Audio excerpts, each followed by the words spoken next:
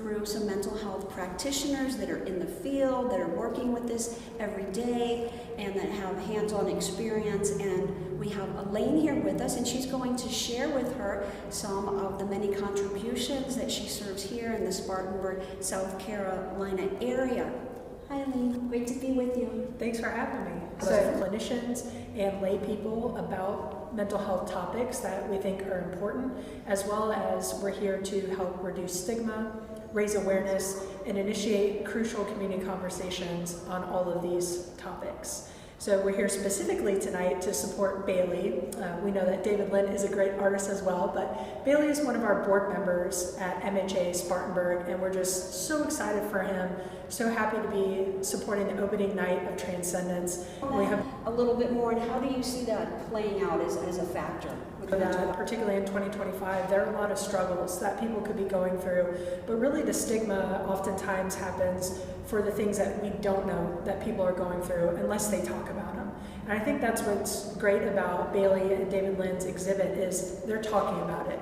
You're seeing their struggles through their art, and they're saying that it's okay to have those struggles, but it's even better if you can talk about them and someone else can learn from them. So we're hopeful that with the work that we do, that people can talk about the things that they're going through in hopes that it will help others, and that we see less and less stigma. Yes, absolutely as well. Absolutely. Now, can you talk to us about AI and sort of digital health tools? Is that playing a factor? We have a national and a state nonprofit, so we have a little bit of a different niche than maybe some other organizations do. So some of us are clinicians. I myself, I'm a registered nurse, so I'm not registered to be able to treat someone for their mental health, but we do have some clinicians on our board that do private practice or work for some other folks, so they may be able to speak a little bit more about those. But from our side of things, when we're working with educational topics, that may be one for our educational series that might come up, because that's a huge thing in our world today, is that artificial being the key word, intelligence, and understanding what's real and what isn't. So, for us on the education side of the things, we're really trying to find those topics, and that might be one of them, that we can help educate the folks who are out doing the work in the community, or who are living in the community with mental health issues.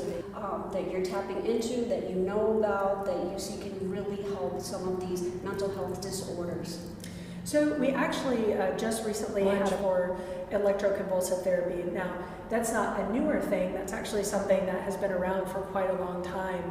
But we wanted to make sure that people know that that is an option, and that's something that's very important to treatment. It's very effective. It's very safe, especially with how it's done these days. And we have another educational series coming up on May 8th on psychotropic medication.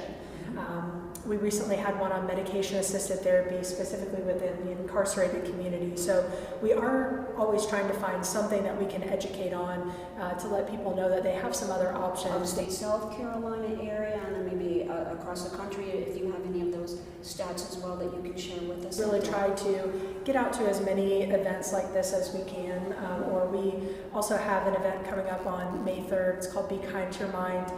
It's from 5 to 7 at the Northside Harvest Park. It's a free community event.